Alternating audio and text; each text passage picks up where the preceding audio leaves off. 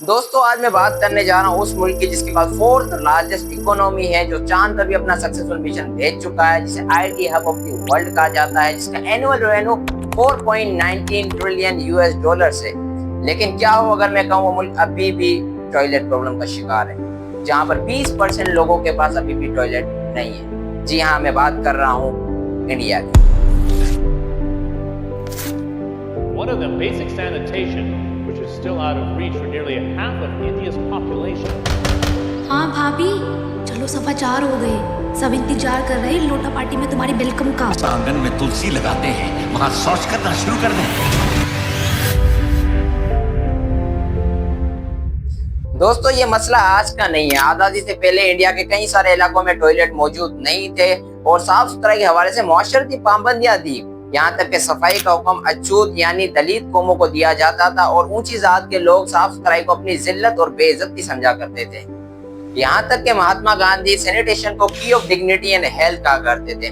उनका एक मशहूर कॉल भी है कि ideal village would have perfect sanitation system, और उन्होंने खुद सफाई करके दिखाया, एक मैसेज दिया कि sanitation doesn't belong to any cast.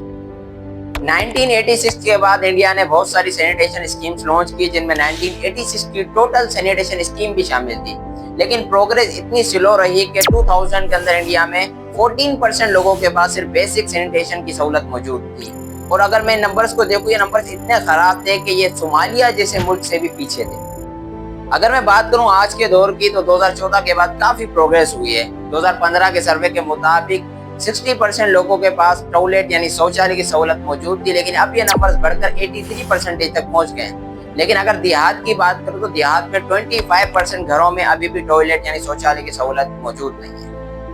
लेकिन अगर मैं बात करूं ओपन डेफिकेशन की यानी खुले में बैठने की, तो पहले से ये नंबर्स काफी कम है। लेकिन नेशन वाइड अभी भी 19% लोग इंडिया के अंदर खुले में शौच करते हैं यानी खुले में टॉयलेट करते हैं, जो कि अफगानिस्तान के बराबर है।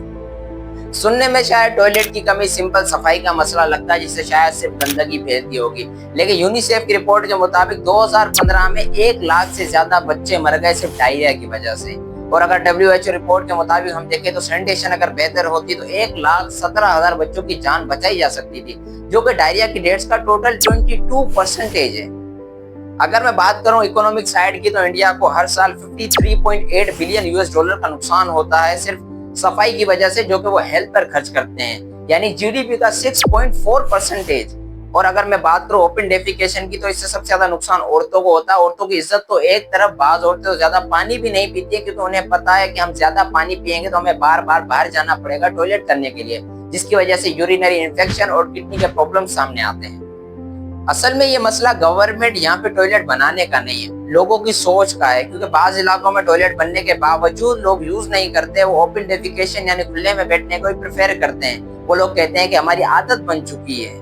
इसके अलावा रिलीजियस बिलीफ भी आ जाते हैं। कुछ लोग ये समझते हैं तुलसी जैसे पाक दरख्त और पूजा की जगह क्या टॉयलेट यूज करने से जगह नापाक हो जाती है। चलो ये तो एक अलग कॉन्सेप्ट हो गया। इसके बाद आ जाते हैं इंडिया जैसे एडवांस मुल्क में भी लोग जात पात की बुनियाद के ऊपर सफाई करवाते हैं, यानी कुछ ऊंचे लोग टॉयलेट इसलिए यूज नहीं करते क्योंकि सफाई करने से उनकी इज्जत में कमी हो जाएगी। और एक सर्वे के मुताबिक 10% ऐसे घर हैं जहां पर टॉयलेट मौजूद भी है, उसके अलावा भी यूज नहीं किया जाता। हकीकत तो ये है कि लोग इस मसले के बारे में बात नहीं करना चाहते हैं, ना सुनना चाहते हैं, ना बोलना चाहते हैं, क्योंकि उन्हें अजीब लगता है, उन्हें शर्म आती है। लेकिन असल में ये मसला एग्जिस्ट करता है, इसके बारे में बात भी होनी चाहिए, इसके बारे में लोगों का अवेयरनेस भी होनी चाहिए। इंडियन गवर्नमेंट की तरफ से स्वच्छ भारत मिशन जैसे प्रोग्राम लॉन्च होने के बाद भी ये मसला अभी भी वहीं का वहीं मौजूद है। इंडिया इस मसले को जड़ से खत्म नहीं कर पा रहा है। ये मसला तभी खत्म हो पाएगा जब इंडिया के खुद के लोग इंडियन गवर्नमेंट का साथ देंगे। एंड में मेरी भी आपसे ये रिक्वेस्ट होगी इंडिया के लोगों से कि इंडियन गवर्नमेंट का साथ दे, क्योंकि ये मसला किसी मुल्क या कौम का नहीं है, ये मसला हकीकत में इंसानियत का है। तो एक कदम स्वच्छता की ओर, 1 स्टेप टुवर्ड क्लीन लाइननेस। अगर आपको हमारी वीडियो पसंद आई हो तो लाइक करें, शेयर करें, उन लोगों तक पहुंचाएं जो वाकई टॉयलेट को एक गंदी चीज समझते हैं और उसे यूज करना नहीं चाहते।